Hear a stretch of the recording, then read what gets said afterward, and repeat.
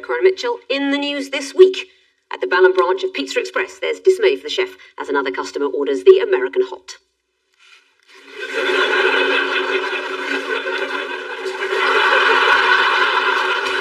At Central Office, a trip to the first floor is a bit of a treat for some of the Conservative Party membership who voted for Liz Truss.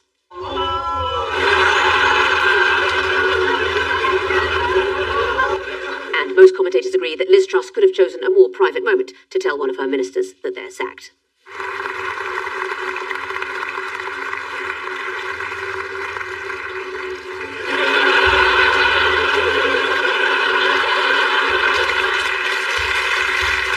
Ian's team tonight is a journalist who reported from the Conservative Party conference. So tonight will be the second time in a week she's been in a venue where half the audience are asleep. Please welcome Isabel Hardman. On Paul's team is a comedian whose show was described by the Times as a hugely enjoyable hour of stand-up. Unfortunately, it was a 3-hour special. Please welcome Ivo Graham. We begin with the bigger news stories of the week. Ian and Isabel, have a look at this. It's the woman of the moment. It's the ex-Prime Minister. There's her local party. Yeah, that group of puppets. And a man walking in a straight line. You see, no U-turn. Saying, And she's blowing something up. the economy. Yeah. So you were there. How gloomy was it? Oh, it was great. It was great. If you like feasting on human misery, I cannot recommend a better holiday. So, conference in Birmingham. I read in the papers that Liz's speech was marvellous and was going to rouse the nation. Is that not true? If it had come at the end of a really, really good conference, it would have been a really, really bad speech. Did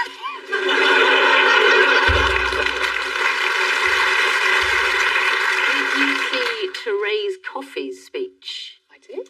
Should we have a look at that speech, please? While in England we have now virtually eliminated waits of over 2 years, we are speeding up our plans to roll out community diagnostic centres as well as hospitals.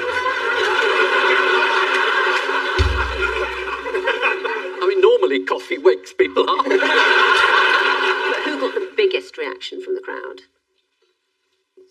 Greenpeace demonstrators, they appeared with a banner and a man angrily pulled the banner away from them, and then brilliantly they had another identical banner. Well, let's have a look at one annoying heckler. That was the speech of the Prime Minister trying to hold her party together. Have you done enough, Prime Minister?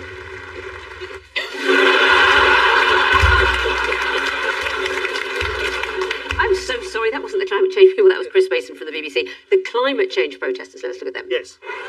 Let's get them removed.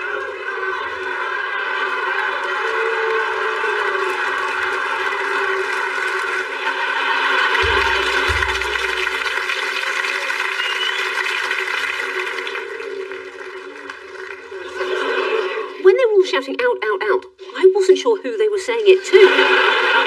And of course the protester de-lanyarded there, that's the ultimate indignity. How did Jacob Rees-Mogg avoid that happening to him? Was he in a brothel? I just wanted to say something that wouldn't make the edit, that's all. Let's have a look at how Jacob Rees-Mogg wears his lanyard.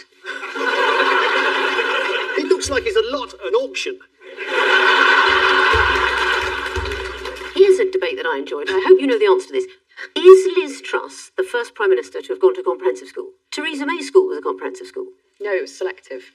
As was Gordon Brown's school. What about John Major? Selective. The key word is selective, because no one chose Liz Truss.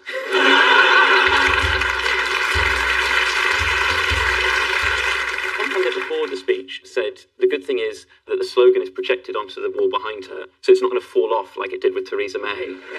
That's a pretty low expectation for a speaker. What is the downside of using this sort of back projection? Well, it's up there for ages, and people look at it and think that isn't true. People that are computer whizzes can adjust it. I mean, for example, like this. The left are attacking our profound elemental values, wanting to replace them with the poison of identity politics. What a day! It has been tough, but we need to focus on the job in hand. What is the Anti-Growth Coalition? It's an imaginary group of enemies. If you are doing very, very badly in the polls and you have no ideas, traditionally, you invent an enemy. You just list everybody and say they're anti-growth. They're anti-her. I mean, if she thinks she is some sort of growth.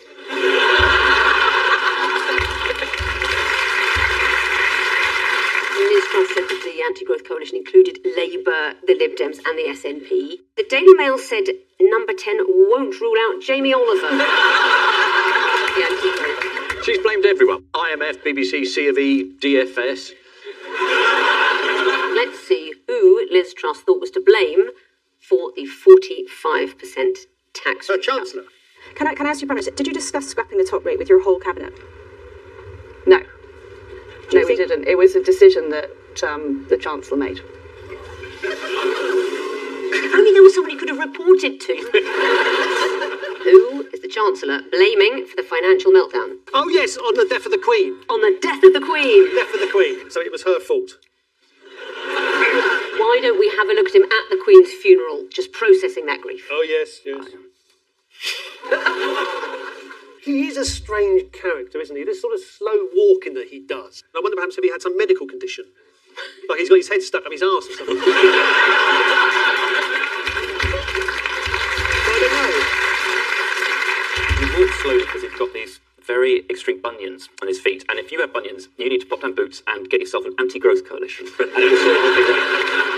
I mean, nobody knows what he was laughing at. I mean, presumably he was thinking, if I bring in a mini budget, I can tank the whole economy. Isabel, do you think there's going to be an election soon? I mean, I don't think there's any option that makes anything any better. Is that the official slogan? I don't think Yes. there's any option that makes anything any better. Liz Truss was adamant she wasn't going to drop the plan to scrap the 45p tax, but less than 24 hours later she had U-turned on that, leading to this headline in The Sun. At exactly the same time, in unison, Liz Truss and Kwasi Kwarteng tweeted, "We get it and we have listened." Having come out and said it, should she have stuck with it? No, I mean, because she's got a number of other U-turns to go. If you do two U-turns, aren't you then facing the same way? I don't understand this metaphor. One, another one, still going in that direction. I said last week you should be Chancellor. I know, I'm waiting for the call. You can do the maths. Yeah, well, I can find somebody that can do it. And what is it that Liz Truss doesn't like about the media? They keep reporting what she says. She also accused them of taking taxis from North London townhouses to the BBC studios. Yes, and I was pretty appalled by that. You don't live in North London, do you? I live in South London and I took a limo for them. She was asked, Liz Truss, by The Guardian whether she herself had ever taken a taxi from her London townhouse to the BBC studios at Downing Street. Spokesperson replied, "I'll get back to you on that." The pound has recovered slightly, but who is a weak pound good for, apart from Keir Starmer? Well, it's good for people who bet against it. It's good for the hedge funders. It's good for those people and also tourists, of course. Yes. Virgin Atlantic this week advertised flights to American customers with the slogan, "Come and see the King for half price." Which is also the slogan that they used for meetings at the palace with the Saudis. It was the same slogan. What advice did the chairman of the Parliamentary Conservative Party, Jake Berry, Yes. have for people worried about the cost of living crisis? I mean, I can tell you I literally had never heard of him until today. I'm going to say that right out. Yeah, but nor did his family. Let's have a look at Jake Berry's comforting advice. People know that when their bills arrive, they can either cut their consumption or they can get higher salary or higher wages, go out there and get that new job. Sure, it's That's the approach the government is taking. Who is he?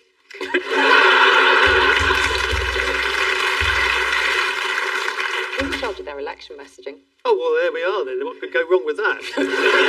So he came up with getting Britain moving.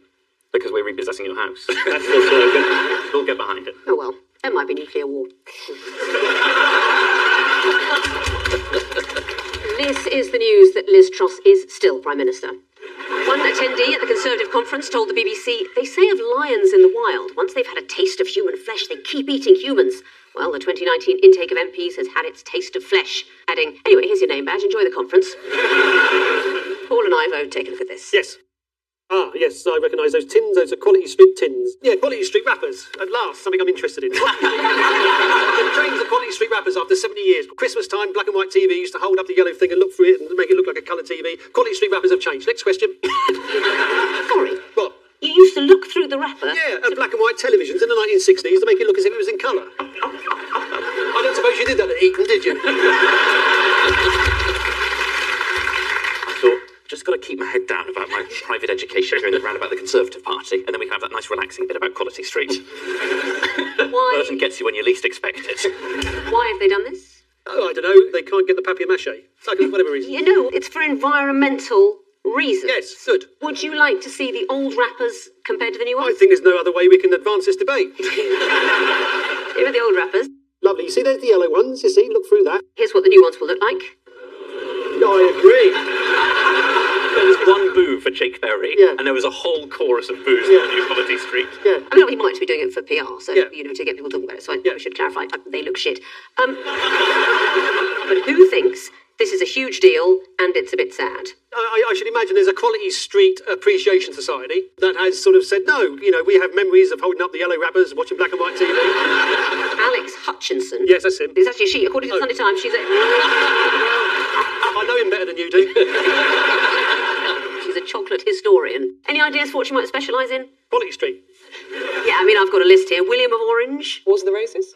There you go. The Battle of Marathon. Oh, I see, these are jokes. Sorry. Do you know Yes. that each individual Quality Street has its own wrapping machine? Yeah, no, it's not surprising at all. Oh. Well, Quality Street means anything, it's the word quality. I wouldn't expect some old bloke smoking a fag in the back going, that's all the toffees done. It's got the ginger sleeves. I wouldn't expect that. I wouldn't expect that from them. That's why the boxes are so small. Yeah. Quality Street, not Quantity Street. Yeah.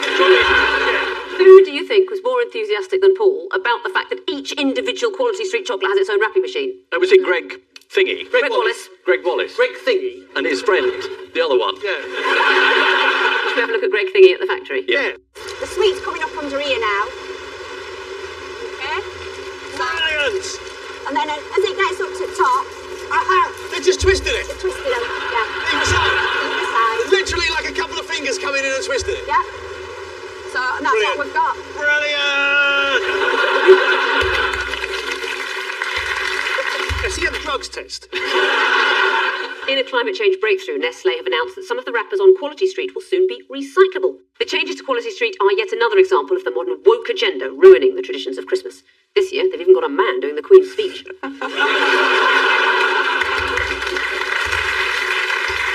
On Social Round 2, the strengthometer of news. Fingers on buzzers, please, teams.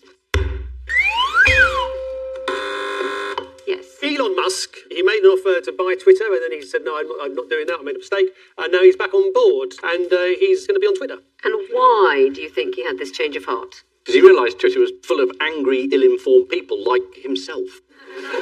Is he in the middle of some sort of court case? Well, he was being sued by Twitter for pulling out of the deal to buy it. And one of the possible outcomes of the case was that he would lose and be forced to buy it. So some people are saying, well, if he buys it now, it works out much cheaper for him. Why is the US Democratic Party worried about this takeover by Elon Musk? Is this because Trump would be allowed back on Twitter? He said he'd put him back on Twitter. Where has the former president been posting on social media since he's been off Twitter? Oh, he has his own social media network. Called? Trumpy. I thought he was just on Pinterest, just, posting inspirational interiors. He's shouting through the medium of Truth Social, which a journalist for the Financial Times described as the saddest site on the internet. And she's seen Ivo's old MySpace page, so strong words. You won't see more dedicated Kaiser Chiefs fan art anywhere else on the internet. How did Joe Biden embarrass himself last week in relation to the Congresswoman Jackie Walorski? No, I didn't see it. He asked her to stand up at a rally, Oh, no. but unfortunately, She's in a wheelchair? worse, she struggled to do because she's dead. She's dead. Mind you, it would have been a coup if she had stood up. He struggled to stand up and he's alive. What else has Elon Musk been trying to solve? He's been trying to solve the Ukraine-Russian war. And then there was a bit of a backlash, people saying this isn't helping hugely. And what did the Ukrainian ambassador to Germany say in response? Fuck off. Fuck off.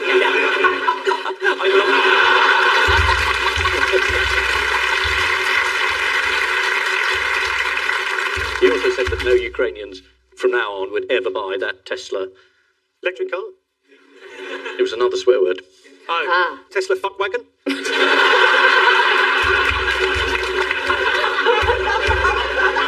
That was it. Yeah, you try getting an MOT on one of them. This is the news that Elon Musk has decided that he'll go ahead with his plan to buy Twitter. The BBC reported that the initial meeting to buy the social media firm took place at a farm, and on that farm he agreed to become Twitter CIEIO. It's an Apple Old MacDonald.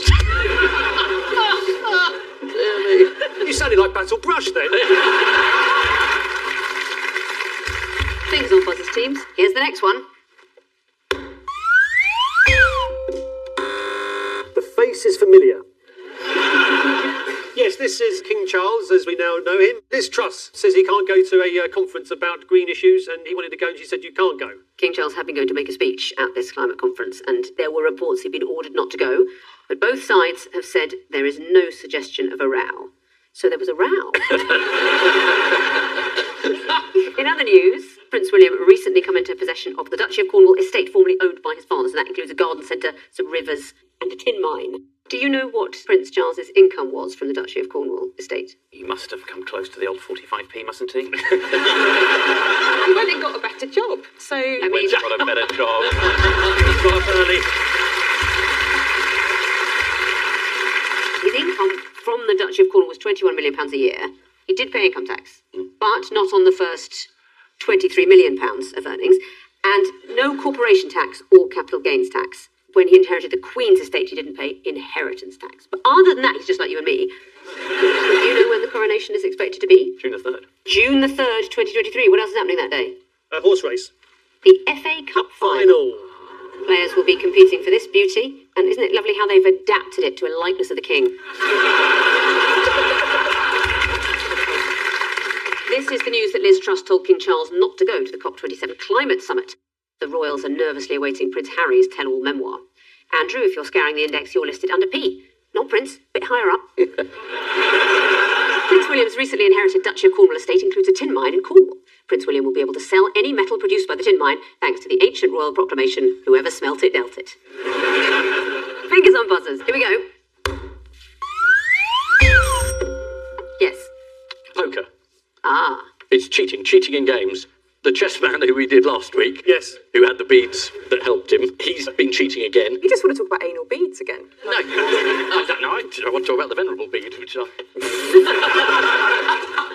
And then lots of people in other games have said, no, we've got to cheat as well. So there's a poker cheat. I can't believe this wasn't the opening story. Presumably the cheating is above a level of what's been demonstrated here.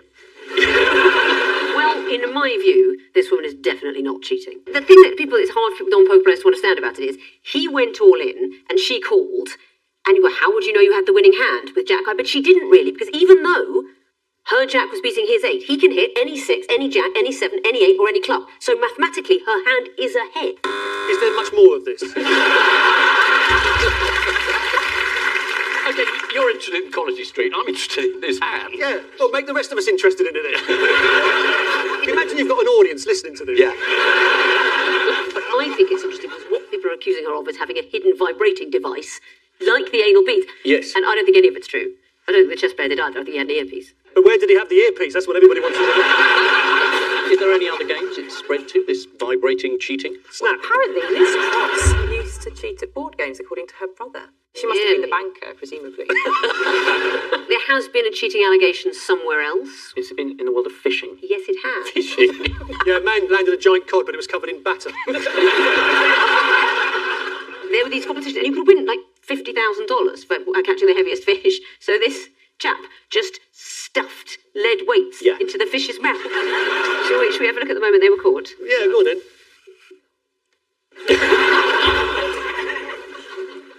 Those are pretty big vibrating beads. This is the news that the poker world has been rocked by accusations of cheating. A poker player has been accused of cheating by having a vibrating device hidden on her body. Doesn't make sense to me. If you've got a good strong hand, why would you need a vibrator?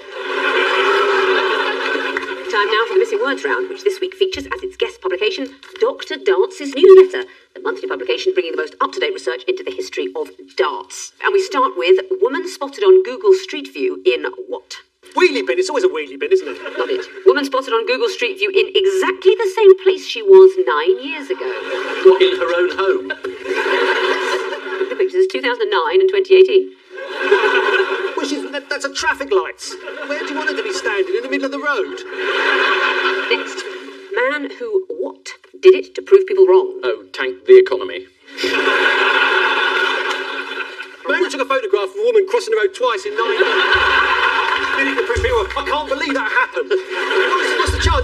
What's the chance of that happening twice in 9 years? In a town town where she lives. Next to a shop where she goes every week. The man who ran to front of London Marathon did it to prove people wrong. This is Richard Lee Wright, who started the London Marathon by making a mad dash for the front in order to prove to his friends he could lead the race. Let's have a look at him setting off. Second was a kind of a constant, a reassuring constant over the years. Then surely the London Marathon is the same as well. Over 40 years, we've come to enjoy these sights. It's not Philip Schofield, is it? He would have joined the marathon halfway through. Next, cat sneaks into school and gets what? The perfect grade. Photograph at school reunion. Photo. Yeah, but that's it. 9 years later. What do you mean that's it? Cat sneaks into school and gets class photo taken on picture day. This is Ziggy the cat, who's a frequent visitor to Drury Primary School in Fincher. Here he is in the school photo. That's nice. An anal bead round its neck. Next, dog food boss regularly what? Well, it's got to be eat his own product, isn't it? What else is he going to do? Dog food boss regularly takes photograph of woman at traffic lights. But only produces photographs for the last 9 years. Regularly humps wife's leg. He must eat his own dog food. Dog food boss regularly eats dog food to check the quality. Yeah. The CEO of Mars, Grant Reed, says he's been sampling the company's pedigree chum for years, though occasionally it gives him an upset stomach, which is not good news for Mrs. Reed, who has to pick up after him. Next, a common misconception about Dr. Dance's newsletter is that it has a big what? Readership. Agenda. A common misconception about Dr. Dance's newsletter is it has a big common misconception attached to it. Is it broad? I'm going to take board because it is to do with the size of its personnel. A common misconception about Dr. Dance's newsletter is that it has a big team of research staff. They're just as good as board. Board is How funny, is but board close to team of research? because There's some sort of Oxford sort of kind of prejudice coming in here. Just because you walked across the quadrangle together wearing mortarboards, tilting at a jaunty angle. Oh, I'm going to go into television after do this. I'm so flattered you think I was there at the same time as you.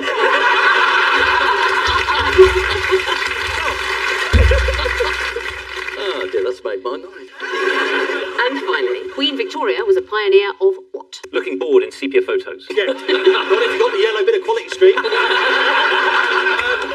Where's dance music? It is, Queen Victoria was a pioneer of dance music. Was she? Is that right? no. Queen Victoria was a pioneer of drunk texting. This is the news that a cache of letters written by Queen Victoria. Cachet. No. Cache. Cash, really? Yes, I think so.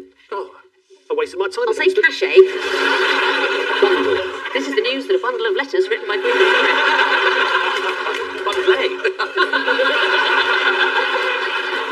Experts believe she may have been drunk at the time of writing and used abbreviations similar to today's text message. One of the letters read, "The queue wishes to know the height of the gypsy's male donkey." Followed by an aubergine chair leg.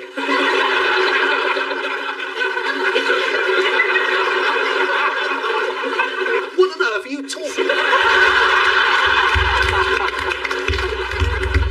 So the final scores are Ian and Isabel have 5, Paul and Ivo have 9. Before we go, there's just time for the caption competition. Scientist explains why he and his wife sleep in separate beds. If we take the rectangle on the left as being 9 years ago, and the one on the right is today, then the woman in the middle is in exactly the same position. Because she's standing by traffic lights. On which note, we say thank you to our panellists, Ian Hislop and Isabel Hardman, Paul Merton and Ivo Graham. And I leave you with news that in Somerset, the PR team for EDF Energy insists that the new Hinkley C nuclear power station is perfectly safe. At Westminster, there's an awkward silence as Keir Starmer identifies 2 big reasons why the electorate stopped voting Labour. And at the Radisson Hotel in Birmingham, it's still a mystery as to how carbon monoxide was diverted into Michael Gove's room.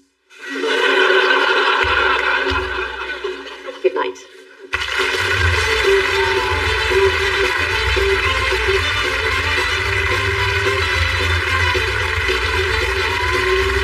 Well, Beckett's and celebrity relationships put to the test. Can they prove they're unbreakable? Press red to watch the first episode on BBC iPlayer. Next comedy drama that gets a bit weird, and I'm here for it. Am I being unreasonable? Continues.